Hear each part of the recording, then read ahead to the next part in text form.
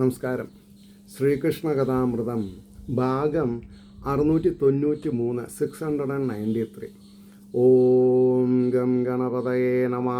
ഓം some സരസ്വതേ സ്വാഹ. ഓം ശ്രീ ഗുരുഭ്യോ നമഃ. ഓം ശ്രീ രംഗനാഥ ശർമ്മണേ നമഃ. നാരായണ നാരായണ നാരായണ നാരായണ നാരായണ നാരായണ നാരായണ നാരായണ നാരായണ നാരായണ നാരായണ. ഓം ശ്രീകൃഷ്ണാർപ്പണമസ്തു. ഓം ശ്രീകൃഷ്ണായ പരബ്രഹ്മണേ നമഃ. ഓം ശ്രീകൃഷ്ണായ പരമാത്മനേ നമഃ. ഹരേ രാമ രാമ രാമ ഹരേ ഹരേ, ഹരേ കൃഷ്ണ കൃഷ്ണ കൃഷ്ണ ഹരേ ഹരേ. ഓം ശ്രീ രുക്മിണി സത്യഭാമ സഹിത ശ്രീ ഗോപാലകൃഷ്ണസ്വാമിനേ നമഃ. ഇന്ന് 192 സർഗം കുചേലചരിതം ഭാഗം 3 പറയേണ്ടത്. അപ്പോൾ കുചേലചരിതം ഭാഗം 2 37 ശ്ലോകങ്ങളാണുള്ളത്. അതിൽ ഇന്നലെ അല്ലെങ്കിൽ കഴിഞ്ഞ എപ്പിസോഡിൽ 37ാമത്തെ ശ്ലോകം പറഞ്ഞ് നിർത്തി. അതെന്തായിരുന്നു? പതിവ്രതാരത്നം മതാ മഹാന്റെ കൈത്താരിൽ അത്യാദരപൂർവം ഉള്ളിൽ കൃഷ്ണന്റെ തൃപ്പാണിതലത്തിലെന്നോർത്ത് ആനന്ദമാർന്നേകി വണങ്ങി നിന്നാൾ. ഇവിടെ ഇന്നലെ എനിക്ക് മനസ്സിലാവാത്തത്, സത്യം പറഞ്ഞാൽ ഞാൻ സർവജ്ഞനൊന്നുമല്ല, ഐ അഡ്മിറ്റ് മൈ മിസ്റ്റേക്ക്.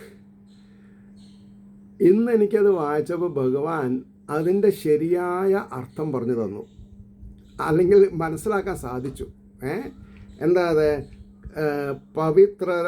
പതിവ്രതാരത്നം അതാ മഹാന്റെ കൈത്താരിൽ അത്യാദരപൂർവം ഉള്ളിൽ കൃഷ്ണൻ്റെ തൃപ്പാണിതലത്തിലെന്നോർത്ത്.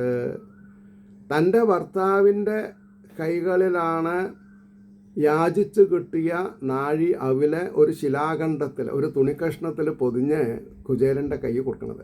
പക്ഷേ ആ ഉത്തമയായ സ്ത്രീരത്നത്തിൻ്റെ മനസ്സിലെന്താ? ഞാനത് നേരിട്ട് ഭഗവാന്റെ തൃപ്പാണി എന്നാണ് പറഞ്ഞത്. പാണി എന്ന് പറഞ്ഞ കയ്യാ, പറഞ്ഞേ പാണിഗ്രഹം. ഇന്നലെ ഞാൻ ഭഗവാന്റെ പാതാരവിന്ദങ്ങളെ ഓർത്തുകൊണ്ടെന്നാണ് പറഞ്ഞത്. എനിക്കറിയാം ഈ ഒരു ഗ്രന്ഥം നിങ്ങളുടെ ആരുടെ അടുത്തുമില്ല.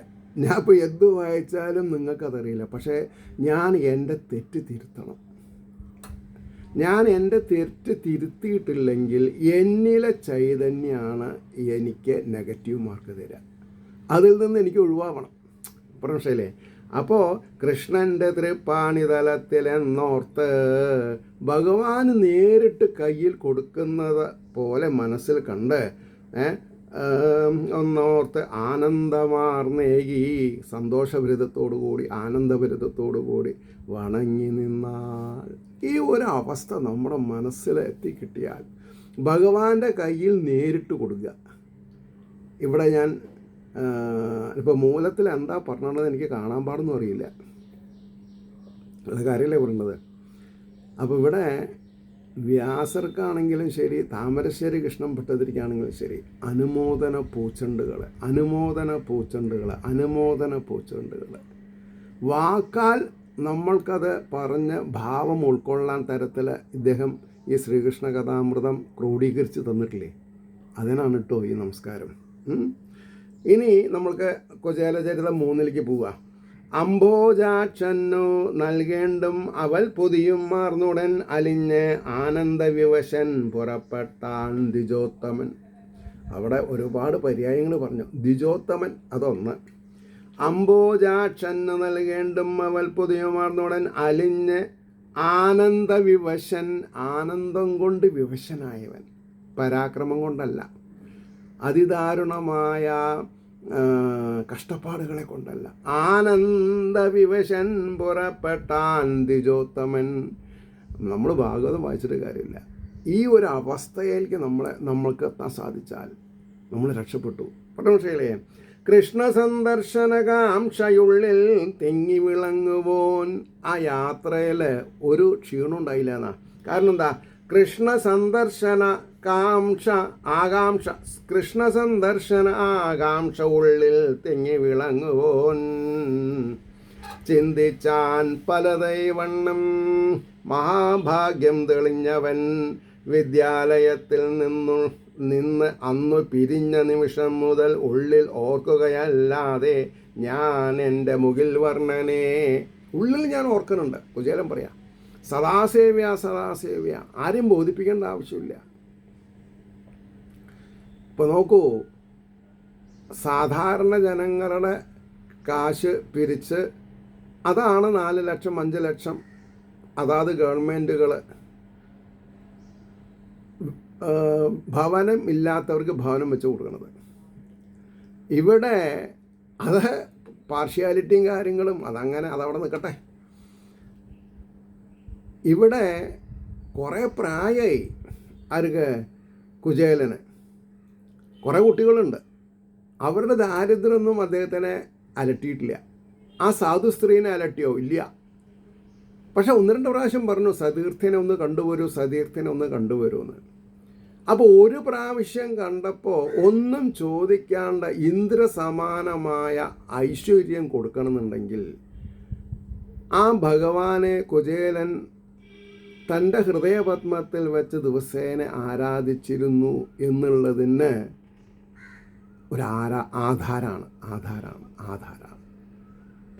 അപ്പോൾ സദാസേവ്യ സദാസേവ്യ, ആരെയും ബോധിപ്പിക്കണ്ട. നമ്മുടെ ഉള്ളിൽ ഭക്തിയിൽ വെള്ളം ചേർക്കാതെ കൃഷ്ണ ഗുരുവായൂരപ്പ കൃഷ്ണ ഗുരുവായൂരപ്പ എന്ന് വിളിച്ചാൽ സുസ്ഥിർഹമായ രീതിയിൽ അദ്ദേഹം നമ്മളെ പ്രശ്നങ്ങൾ തീർത്തു തരും പരമശൈലേ. അതുകൊണ്ടാണ് പറഞ്ഞത്, കാണാൻ ചെന്നില്ല വേദങ്ങൾ പോലും തേടും മുകുന്ദനെ അന്തര്യാമി തെളിഞ്ഞുള്ളിൽ വിലസിയിടുകയല്ലയോ. ഈ സത്യം ആർക്കറിയാം? കുചേലൻ അറിയാം. ഞാൻ എന്തിനാ ഭഗവാനോട് ചോദിക്കണത്? ഭഗവാൻ അറിയാലോ എൻ്റെ അവസ്ഥ. ഞാൻ ഭഗവാനെ എത്ര കണ്ട് വിളിക്കുന്നുണ്ടത് എന്നുള്ളതിൻ്റെ കണക്ക് അദ്ദേഹത്തിൻ്റെ ഉണ്ട്. കാരണം എന്താ? അന്തര്യാമി തെളിഞ്ഞ ഉള്ളിൽ വിലസിയിടുകയല്ലയോ. പിന്നീട് എന്തിനാം വീണ്ടും പോവതെന്നോർത്തുപോയി ഞാൻ. ഇതായിരിക്കെ എൻ്റെ അവസ്ഥ, ഇതായിരിക്കെ ഞാൻ പിന്നെ എന്തിനാ പോണേ? പക്ഷേ എൻ്റെ സഹധർമ്മിണിയുടെ ആഗ്രഹത്തെ ഞാൻ സാധൂകരിക്കണം, ഇല്ലെങ്കിൽ ഞാൻ അഹങ്കാരിയാവും. അപ്പോൾ പറഞ്ഞു, പിന്നീട് അങ്ങ് എന്തിനാം വീണ്ടും പോവതെന്നോർത്തു പോയി ഞാൻ കാൺമൂ.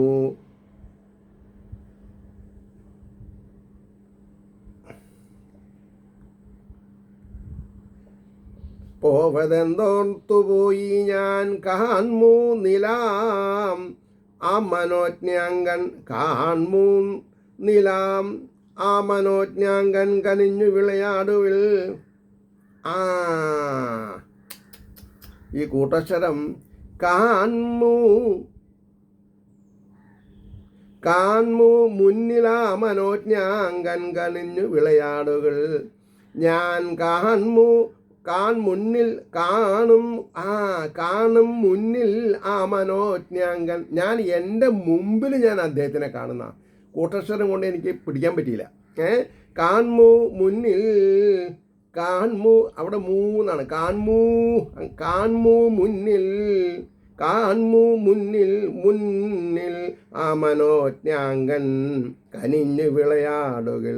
വേദാന്ത ചിന്തകൾ വെടിഞ്ഞ് ആശ്രയിക്കുന്നു മുക്തരും. വേദാന്ത ചിന്തകൾ വെടിഞ്ഞ് ആശ്രയിക്കുന്നു മുക്തരും. മുക്തി കിട്ടിയിട്ടും ഭഗവാനെ ആശ്രയിക്കണോ? കാരണം എന്താ? സന്തോഷം, ആനന്ദം അനുഭവിക്കാൻ വേണ്ടിയിട്ട്, കൃതജ്ഞത അറിയിക്കാൻ വേണ്ടിയിട്ട്. വേദാന്ത ചിന്തകൾ വെടിഞ്ഞ് ആശ്രയിക്കുന്നു മുക്തരും. അവിടേക്കു സമർപ്പിപ്പാൻ അമ്പിയൻ അവൾ തന്നവൾ. സ്നേഹത്തോടുകൂടി ഒരു പിടി അവലെ ദാരിദ്ര്യം ഉണ്ടായിട്ടും യാചിച്ച് ഒരു പിടിയൊക്കെ എൻ്റെ അടുത്ത് തന്നിട്ടില്ലേ? അത് ഞാനൊരു ക്യൂറിയർ സർവീസ് നടത്തണമെന്നാ. വേദാന്ത ചിന്തകൾ വെടിഞ്ഞ് ആശ്രയിക്കുന്നു മുക്തരും. അവിടേക്കു സമർപ്പിപ്പാൻ അമ്പിയെന്ന് അവൾ തന്നവൾ. അയച്ചില്ലെങ്കിൽ ഈ വണ്ണം ഇറങ്ങില്ലായിരുന്നു ഞാൻ. എൻ്റെ സഹധർമ്മിണി ആവശ്യപ്പെട്ടിട്ടില്ലെങ്കിൽ, നിർബന്ധ ബുദ്ധി പിടിച്ചിട്ടില്ലെങ്കിൽ, അദ്ദേഹം എത്തിക്കാൻ ഒരു പിടി അവർ കൊണ്ടുവന്ന് തന്നിട്ടില്ലെങ്കിൽ ഞാൻ പോരുമായിരുന്നില്ല. എന്തുമാത്രം വിനയം, എന്തുമാത്രം ലാളിത്യം! നിഷ്കാമ കർമ്മത്തിൻ്റെ മകുടോദാഹരണമാണ് കുചേലൻ. അയച്ചില്ലെങ്കിൽ ഈ വണ്ണം ഇറങ്ങില്ലായിരുന്നു ഞാൻ, ഈശ്വരൻ്റെ സമീപത്തേക്ക് അടുപ്പിപ്പവർ മാത്രമാം. ഈശ്വരൻ്റെ സമീപത്തേക്ക് അടുപ്പിപ്പവർ മാത്രമാം എന്നും യഥാർത്ഥ ബന്ധുക്കൾ, അതിനുള്ളൊരു സംശയം. ശരിയായ ബന്ധു ഇപ്പോൾ കുചേലൻ ആരാ? ഭഗവാൻ കഴിഞ്ഞാൽ സഹധർമ്മിണി. എന്താ അങ്ങനെ പറഞ്ഞത്? അവളുടെ നിർബന്ധ ബുദ്ധി ഒന്നുകൊണ്ട് മാത്രമാണ് മുന്നിൽ കാണാൻ എനിക്ക് സാധിക്കുന്നത്. അതുവരെ ഞാൻ അകത്ത് മാത്രമേ കണ്ടിരുന്നുള്ളൂ. എന്തൊരു ഭാവഭംഗിയാണ്, എന്തൊരു ഉദാത്തമായ ശ്രേഷ്ഠതയാണ്!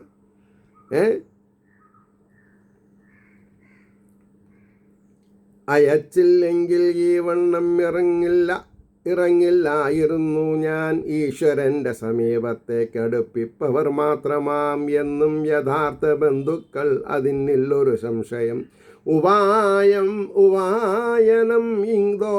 ഉപായനം ഇതോർത്തിയിടിൽ എത്രയോ തുച്ഛമെങ്കിലും. ഇപ്പോൾ ഭഗവാന് മുന്നിൽ കാണുമ്പോൾ കാഴ്ചവെക്കാൻ ഈ ഒരു ഉപഹാരം എത്രയോ തുച്ഛമാണെന്ന് എനിക്കറിയാം. പക്ഷേ അതിൻ്റെ പിന്നിലുള്ള ഭാവനാ വൈദഗ്ധ്യം അതിശ്രേഷ്ഠമാണ്. രണ്ടാളുടെയും കുചേലൻ്റെ ഭാര്യയുടെയാണോ കുചേലൻ്റെ ആണോ ഏതാ മുന്നിൽ നിൽക്കണമെന്ന് പറയാൻ പറ്റില്ല. ഇതിലിങ്ങനെ അലിഞ്ഞു ചേരണമെന്നുണ്ടെങ്കിൽ പഷ്ണി കടന്നവന് ആഹാരം കിട്ടുമ്പോൾ ഉണ്ടാകുന്നൊരു സന്തോഷം, അതേപോലെയാണ് ഇപ്പം എൻ്റെ അവസ്ഥ. ഞാൻ 1072 കൊല്ലത്തിൽ ഒരു 5 കൊല്ലം വിട്ടാൽ ഒരു 65 കൊല്ലം, അല്ലേ, 67 കൊല്ലം ഞാൻ ജീവിച്ചിട്ടുണ്ട്. ഞാൻ അങ്ങേയറ്റം നല്ല നിലയിൽ ജീവിച്ചിട്ടുണ്ട്. അതിൻ്റെ ആകെ കൂടി പലിശയും കൂട്ടുപലിശയൊക്കെ കൂട്ടിയിട്ട് എനിക്ക് ഭഗവാൻ തന്നിട്ടുള്ള പ്രസാദമാണ് ഞാൻ അനുഭവിക്കുന്നത്. ഭഗവാന്റെ ചരിതങ്ങൾ വായിക്കുക, അനുഭവിക്കുക, വായിക്കുക, അനുഭവിക്കുക. എന്നും യഥാർത്ഥ ബന്ധുക്കൾ, അതിനുള്ളൊരു സംശയം. ഉപായനം ഇതോർത്തിയിടിൽ എത്രയോ തുച്ഛമെങ്കിലും, ഉദാരനാം മുകുന്ദൻ്റെ മലർത്തൃക്കൈയിലെത്തുകിൽ.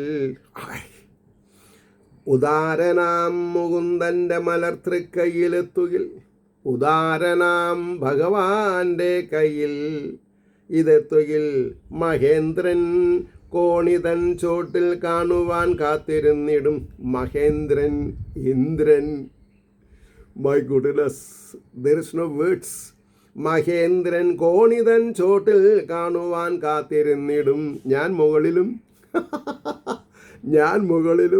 ഇന്ദ്രൻ കോണിയുടെ ചോട്ടിലും ഉണ്ടാവുന്ന ആ ഭാഷ എനിക്ക് വളരെ ഇഷ്ടപ്പെട്ടു. നേരെ മറിച്ച് ഞാൻ സിംഹാസനത്തിലും എൻ്റെ ദാസനായിട്ട് ഇന്ദ്രൻ എന്നല്ലല്ലോ പറഞ്ഞത്. സാധാരണക്കാരൻ്റെ ഭാഷയാണ്. കോണിക്ക് മേലെ ഞാൻ, കോണിയുടെ ചോട്ടിൽ ഇന്ദ്രൻ. You just imagine. ഇത് ഇമാജിൻ ചെയ്യണമെന്നുണ്ടെങ്കിൽ വളരെയധികം കൗതുകം ഉണ്ടായിരിക്കണം, ഭാവന വേണം. എന്നോട് എത്രയോ ആൾക്കാർ പറഞ്ഞിട്ടുണ്ട്, വി വിൽ ഗോ ടു എന്താണ് പറയുക, ചതുർധാം, അവിടെ നമുക്കൊരു എവിടെയെങ്കിലും ഒരു സപ്താഹം നടത്തിയിട്ട് പോരാം. എന്തിന്? ഇതൊക്കെ എൻ്റെ തലയിൽ എഴുതി വെച്ചിട്ടുണ്ട്. ഇതൊക്കെ അനുഭവിക്കാനുള്ള യോഗം എനിക്കുണ്ട്. പിന്നെ എന്തിനാണ് ഞാൻ വേറൊരു സ്ഥലത്ത് പോണത്? എൻ്റെ വീടിൻ്റെ കാർപോർച്ചിൻ്റെ മുകളിൽ ഇരുന്ന് തട്ടിക്കൂട്ടി ഒരു സ്റ്റുഡിയോ ഒക്കെ ആക്കി സ്പോട്ട് ലൈറ്റൊക്കെ ഇട്ട്, ഇന്നിപ്പോൾ ഞാൻ നാച്ചുറൽ ലൈറ്റിലായിരിക്കുന്നത്. കാരണം ഇന്നിപ്പോൾ 8:30 മണിക്കാണ് നിങ്ങളോട് സംസാരിക്കുന്നത്. ഇന്ന് കാലത്ത് 8:30 മണിക്ക് നിങ്ങളോട് സംസാരിക്കണം. ഇന്ന് വൈകുന്നേരം ഒരു 4-4:30 ഞാനിത് എയറിയും. പറഞ്ഞില്ലേ? സോ ട്രാൻസ്പാരൻ്റ് ആണ് എൻ്റെ ജീവിതം. അതുകൊണ്ടാണ് പറഞ്ഞത്, ഉദാരനാം മുകുന്ദൻ്റെ മലർത്തൃക്കൈയിലെത്തുകിൽ, മഹേന്ദ്രൻ കോണിതൻ ചോട്ടിൽ കാണുവാൻ കാത്തിരുന്നിടും. ആ മട്ടിൽ മിന്നും എന്നാഥൻ കൈക്കൊള്ളുകിൽ, ഇതിൻ വില എത്രയാണെന്നതാർക്കതാനും ഉണ്ടാം ഇന്നത് നിശ്ചയം. എത്രയാണെന്നതാർക്കോതാം ഉണ്ടാം ഇന്നത് നിശ്ചയം. ആർക്കും പറയാൻ പറ്റില്ല. ഇതേവരേക്കും ഞാൻ ചെയ്ത പുണ്യസാധനയൊക്കെയും, ഇതാണ് ഞാൻ നിങ്ങളോട് പറഞ്ഞത്. അദ്ദേഹം അനവരതം ഭഗവാനെ അന്തര്യാമി രൂപത്തിൽ കണ്ടുകൊണ്ടിരുന്നതിൻ്റെ ആകെ തുകയാണ് കൊടുക്കാൻ പോണത്. അതാണ് ഇതേവരേക്കും ഞാൻ ചെയ്ത സാധനയൊക്കെയും ഭഗവത് കൃപയാൽ ഇന്നും ഫലിക്കും സുമുഹൂർത്തമാം. അതെല്ലാം ഇന്ന് സ്ഥൂല രൂപത്തിൽ കാണാനുള്ളൊരവസരമായിട്ട് മാറും തന്നെ അദ്ദേഹം പറഞ്ഞത്. അത് ഭഗവാൻ തെറ്റിച്ചില്ല. അപ്പോൾ ഒരു കുചേലൻ്റെ പത്നി ഭഗവാന്റെ കയ്യിലെന്നോണം താൻ യാചിച്ചു കൊണ്ടുവന്ന നാഴി അവല് കിഴികെട്ടി തൻ്റെ ഭർത്താവിൻ്റെ കയ്യിൽ കൊടുക്കുമ്പോൾ തന്നെ ഭാവനയിൽ ആ അവിൽ എവിടെ എത്തിക്കഴിഞ്ഞു? ദ്വാരകാനാഥൻ്റെ കയ്യിൽ എത്തിക്കഴിഞ്ഞു. അദ്ദേഹം ആഹരിച്ചു കഴിഞ്ഞു. അതാണ്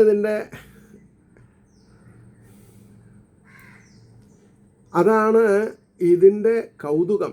അത് സ്ഥിരീകരിക്കുന്ന അവസ്ഥയാണ്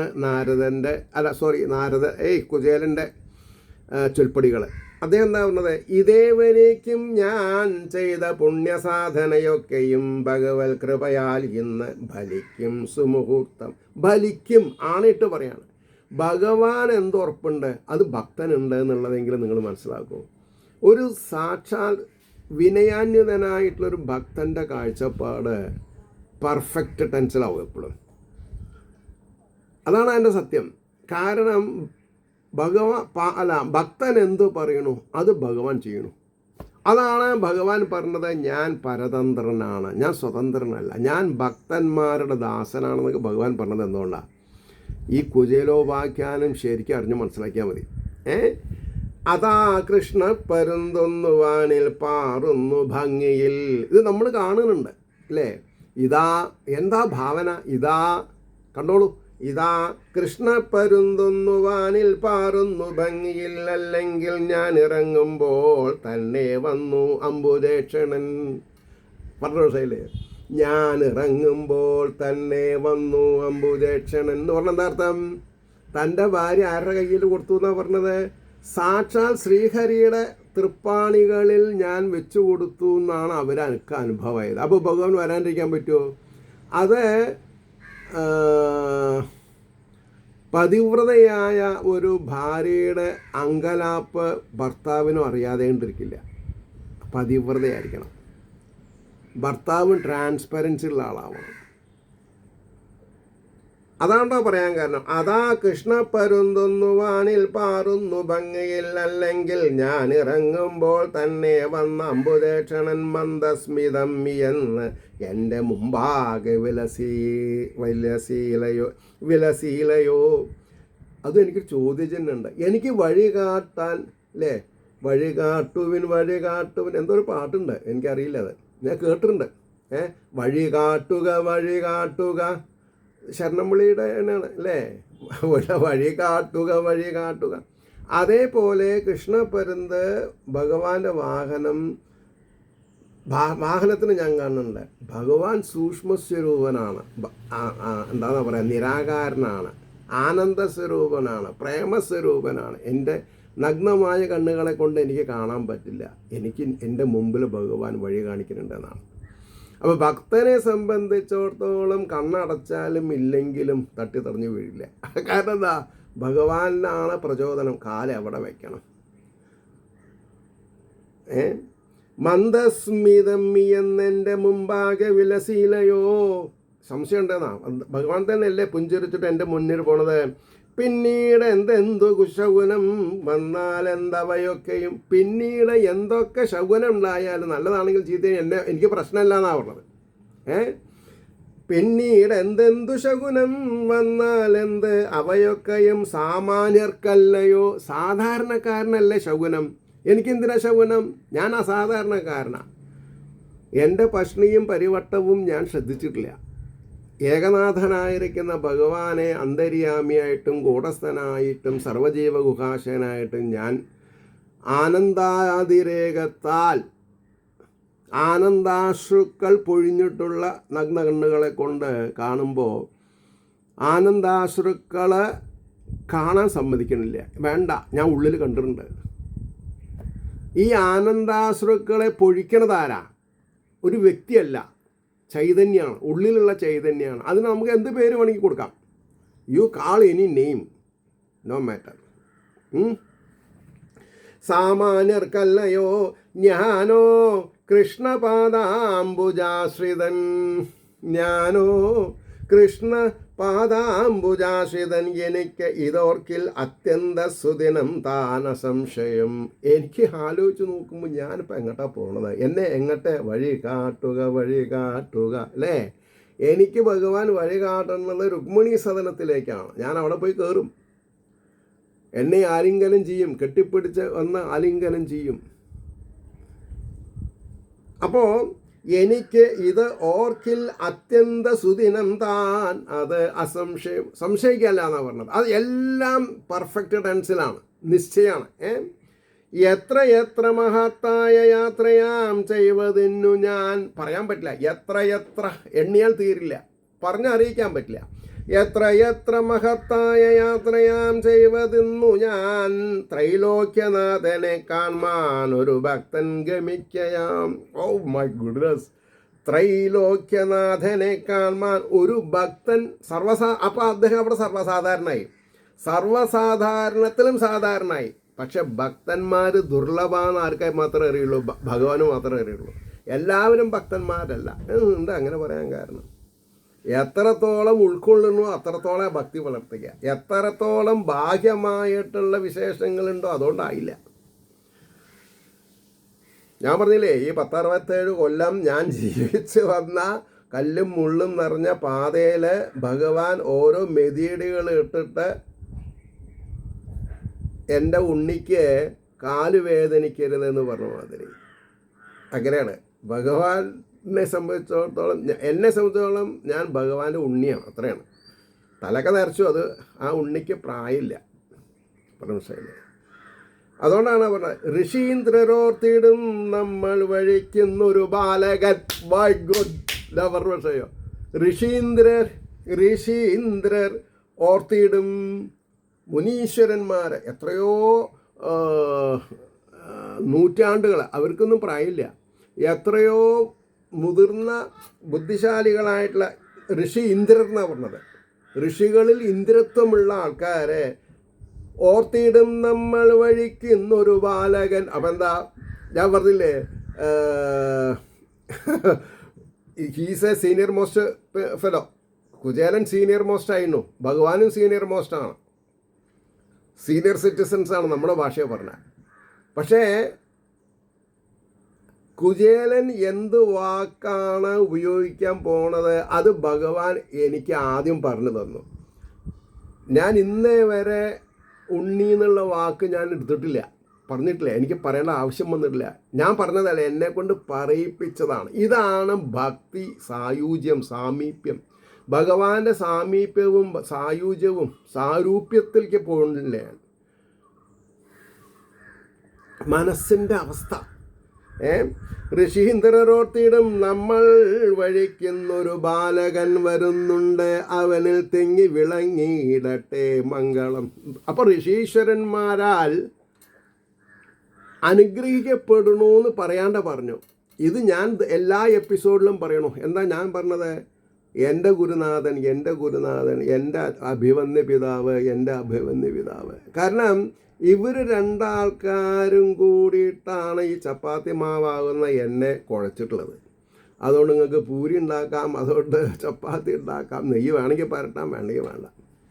അപ്പോൾ എന്നെ സംബന്ധിച്ചിടത്തോളം ഈ പഞ്ചഭൂതങ്ങളെ കൊണ്ട് സൃഷ്ടിച്ചിട്ടുള്ള ഈ ശരീരത്തിൽ ഭഗവത് ചൈതന്യം ഉള്ളത് കൊണ്ടാണ് അനാടിയായിട്ട് പോയിക്കൊണ്ടിരുന്ന ഒരാളായ ഞാൻ ഒരു ഗവൺമെൻറ് ജോലി കിട്ടി, ഒരു വിവാഹം കഴിഞ്ഞു, 2 നല്ല മുത്തുമണികളെ പോലെ കുട്ടികളെ അവരുടെ നല്ല വിദ്യാഭ്യാസം തന്ന് വാർദ്ധക്യ സഹജമായ ആരോഗ്യ മോശങ്ങൾ വരാതെ കണ്ട് ഈ ശരീരത്തിനെ ഉപയോഗിച്ചുകൊണ്ട് ഒരു 4000 ചില്ലാൻ എപ്പിസോഡ് ഈശ്വരീയമായ കാര്യങ്ങൾ പറഞ്ഞ് പ്രതിഫലിപ്പിക്കാൻ നിയോഗിച്ചിട്ടുണ്ടെങ്കിൽ അത് എൻ്റെ സ്വാർത്ഥ അഹങ്കാരം.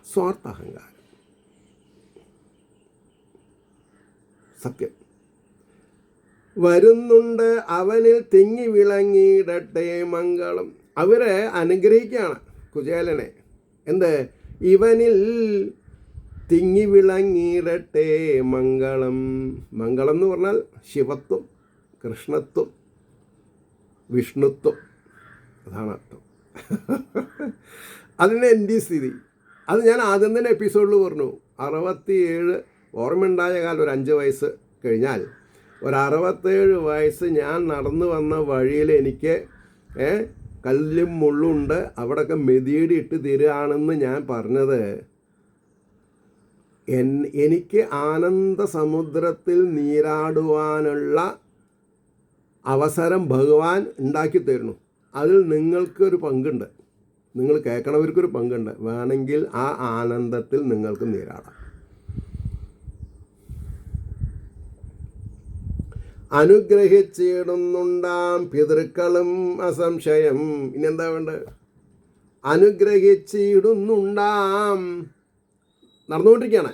അനുഗ്രഹിച്ചിടുന്നുണ്ടാം പിതൃക്കളും അസംശയം, ദേവന്മാർ പോലും ഇന്നെന്നെ കണ്ടു സന്തോഷമാർന്നിടും.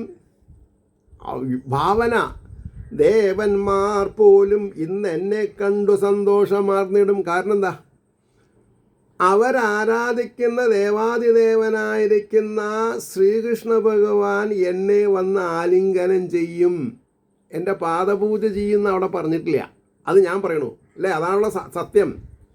ലക്ഷ്മി ദേവിയുടെ എന്താണെന്നാ പറയുക, അവതാരമായിരിക്കുന്ന രുക്മിണി ദേവിയെ കൊണ്ട് എന്നെ വെഞ്ചാമരം വീശിപ്പിച്ചിട്ടുണ്ടല്ലോ. അപ്പോൾ ഗോലോകത്തിലെ സുധാമാവ് എന്നറിയപ്പെടുന്ന ഒരു സാധു, അല്ലെങ്കിൽ സാത്വിക പിച്ചക്കാരനല്ല, സാത്വിക നിധിയായിരിക്കുന്ന ഒരു പയ്യൻ ശ്രീകൃഷ്ണനെ കണ്ട് ഭഗവാന്റെ കേശാദിപാദം പാദാദികേശം വർണ്ണിക്കുമ്പോൾ അങ്ങോട്ടും ഇങ്ങോട്ടും പോകുമ്പോഴും വരുമ്പോഴും ഭഗവാന്റെ നെഞ്ചിൽ, ഭഗവാന്റെ മാറിൽ കൊടുകൊള്ളുന്ന ഭഗവതി മഹാലക്ഷ്മീനെ അംഗീകരിച്ചില്ല എന്നാണ് കഥ. അപ്പോഴാണ് മഹാലക്ഷ്മിക്ക് ദേഷ്യം വന്ന് ശപിച്ചു എന്നാണ് പറഞ്ഞത്. നീ ഭൂലോകത്തിൽ ദരിദ്രനായിട്ട് തീരട്ടെ എന്ന്. അന്ന് ഭഗവാൻ പറഞ്ഞു, രുക്മിണി അല്ല, പിന്നെ എൻ്റെ അവരുടെ കൺസോർട്ട് രാധയാണോ എനിക്കറിയില്ല, ഗോലോകാണല്ലോ, രാധ അങ്ങനെ ചെയ്യില്ല. കാരണം എന്താ? എൻ്റെ ഭാര്യയല്ല കേട്ടോ. കാരണം പ്രേമസ്വരൂപിണിയാണ് രാധ. അപ്പോൾ ദ്യോലോകത്തിൽ അപ്പോൾ മഹാലക്ഷ്മി അങ്ങനെ എടുക്കുക, മഹാലക്ഷ്മി ശപിച്ചു എന്നാ. അപ്പോൾ ഭഗവാൻ മഹാലക്ഷ്മിയോട് പറഞ്ഞു അത്രേ, നനക്ക് പശ്ചാത്താപം വേണമെങ്കിൽ വരും, അദ്ദേഹം തന്നെ തിരിഞ്ഞു നോക്കില്ല ഒരിക്കലും. അപ്പോൾ ഭഗവാന്റെ ഒരു ലീലാവിലാസമാണ് ഈ കുജോലോപാഖ്യാനം എന്നുള്ളത്. എന്തിനു വേണ്ടിയിട്ട്? നിഷ്കാമകർമ്മം ചെയ്തോളൂ, നിങ്ങളുടെ കാര്യങ്ങളൊക്കെ ഞാൻ നടത്തി തരാം. കാമനകളോടുകൂടി നിങ്ങൾ എന്നെ ഭജിച്ചാൽ അതിന് ബലം കിട്ടും, പക്ഷെ അത് പൂർണ്ണമാവില്ല. കുചേലൻ പൂർണ്ണനാണ്, അതുകൊണ്ടാണ് ഭഗവാൻ പൂർണ്ണമായിട്ടുള്ള ഐശ്വര്യം കൊടുക്കുന്നത്. അപ്പോൾ ഇവിടെ എന്തായി? ദേവന്മാർ പോലും ഇന്നെന്നെ കണ്ട് സന്തോഷമാർന്നിടും. കാരണം ആ ദേവന്മാർ ഏതൊരു ദേവാദിദേവൻ്റെ ആജ്ഞപ്രകാര കാര്യങ്ങൾ നടത്തുന്നത്. അവർ ആ ദേവാദിദേവൻ എന്നെ വാരിപ്പുണരുന്ന് കാണുമ്പോൾ അവർക്ക് സന്തോഷം ഉണ്ടാവും. ഓ, സുധാമാവിനെ പോലെ ആയാൽ മതിയായിരുന്നല്ലോ എന്ന്. പക്ഷെ അതത്ര എളുപ്പമുള്ള കാര്യമല്ല. പക്ഷേ പുണ്യത്തിലും പുണ്യമിതൻ നാടിനും കൂടി നന്മയാം. എന്താ ഭാവനാ കൗതുകം! പുണ്യത്തിലും പുണ്യം ഇത് എൻ നാടിനും കൂടി നന്മയാം. ദേവദേവേശനെ കാൺമാൻ ഓർപ്പതേ തന്നെ ഭാഗ്യമാം. നല്ല ഒരു ക്ഷേത്രത്തിൽ പോവുക, നമസ്കരിക്കുക, പ്രദക്ഷിണം വയ്ക്കുക. തൻ്റെ ഹൃദയപത്മത്തിൽ വിരാജിക്കുന്ന ചൈതന്യത്തിൻ്റെ പ്രതിരൂപമാണ് ഈ ശ്രീകൃഷ്ണൻ, ചതുർഭുജനായിരിക്കുന്ന മഹാവിഷ്ണു എന്നുള്ളൊരു സങ്കല്പത്തിലേക്ക് നിങ്ങളൊന്ന് ഉയരൂ. അപ്പം നിങ്ങളുടെ മനസ്സിലുണ്ടാവുന്ന ഒരു വാത്സല്യം, അല്ലെങ്കിൽ മനസ്സിലുണ്ടാവുന്ന ഒരു ആഭിജാത്യം, ഒരു ഈഗോയിലെസ് അഹങ്കാരമില്ലാത്തൊരവസ്ഥ. അതാണ് ആവശ്യം. പുണ്യത്തിലും പുണ്യം ഇതെന്നാടിനും കൂടി നന്മയാം ദേവദേവേശനെ കാൽമാനോർപ്പതേ തന്നെ ഭാഗ്യമ. മനസ്സിൽ അന്തര്യാമിയായി വിഹരിക്കണു എന്ന് ദ്വിഭുജ കൃഷ്ണനായിട്ടോ ചതുർഭുജ വിഷ്ണുവായിട്ടോ നിങ്ങളൊന്ന് സങ്കല്പിച്ചു നോക്കൂ. ആർദ്രത വരാതെ കണ്ടിരിക്കില്ല. അന്നു കണ്ടുള്ളരൻ ബാലകൃഷ്ണനിൽ നിന്നു മാധവൻ. അന്ന് സാന്ദീപിനി ആശ്രമത്തിൽ ഒരു 10-11 വയസ്സുള്ള സമയത്ത് വന്ന ബാലനല്ല. ഇന്ന് അദ്ദേഹം മാധവനാണ്. എന്താ മാധവൻ എന്ന് പറഞ്ഞാൽ? ഭൂമിയെ താങ്ങി നിർത്തുന്നവൻ എന്നർത്ഥം, അല്ലെങ്കിൽ ഭൂമിയുടെ പരിപാലകൻ, ഭൂമിയുടെ ഭർത്താവ്, മാധവൻ. ആലോചിച്ച് നോക്കൂ. അറിവുള്ളവരെ താങ്ങി നിർത്തുന്നവന് എന്തേ കാലില്ലവർക്ക് ഉണ്ട്. എന്നാലും ഭഗവാൻ താലോലിക്കും ആരെ? അറിവുള്ളവരെ. അപ്പോൾ അന്ന് കണ്ടുള്ളരൻ ബാലകൃഷ്ണനിൽ നിന്നു മാധവൻ രാജാതിരാജനായേറെ പുകൾ പൂണ്ട മഹാപ്രഭു. രാജാതിരാജനായേറെ പുകൾ പൂണ്ട മഹാപ്രഭു. അദ്ദേഹത്തിൻ്റെ വരുതിയിൽ വന്ന ഭക്തന്മാരെയൊക്കെ വാനോളം അദ്ദേഹം വളർത്തിയിട്ടുണ്ട്. അത് വേറെ ഒരാൾക്ക് സാധിച്ചിട്ടില്ല, സാധിക്കില്ല. അപ്പോൾ നിർത്താം. എനിക്ക് നിർത്തണമെന്ന് ആഗ്രഹമില്ല, ഇത് മുഴുമിപ്പിക്കണമെന്നുണ്ട്. പക്ഷെ ഇപ്പോൾ സമയം 9:05 എനിക്ക് ഫുഡ് കഴിച്ചിട്ട് 10 മണിക്ക് ഒരാൾക്കൊരു ക്ലാസ് എടുക്കണം, ഭാഗവതം ക്ലാസ്. അതാണ് എൻ്റെ ശീലം. ഒരാളേ ഉള്ളൂ. ഒരാൾ അപ്പൻഡിക്സ് ഓപ്പറേഷൻ, അല്ലെങ്കിൽ ഹരണ്യുണ്ടോ ഓപ്പറേഷൻ കഴിഞ്ഞ് കിടക്കാം. അപ്പോൾ എന്നെ സംബന്ധിച്ചിടത്തോളം യൂട്യൂബിൽ നോക്കിയിട്ട് ഇത്രയൊക്കെ എനിക്ക് രസിക്കാമെന്നുണ്ടെങ്കിൽ ഒരാളായാലും എനിക്ക് 1000 ആളുകളെ പോലെ തന്നെയാണ്. കാരണം ഞാൻ സംസാരിക്കുമ്പോൾ എൻ്റെ മുമ്പിൽ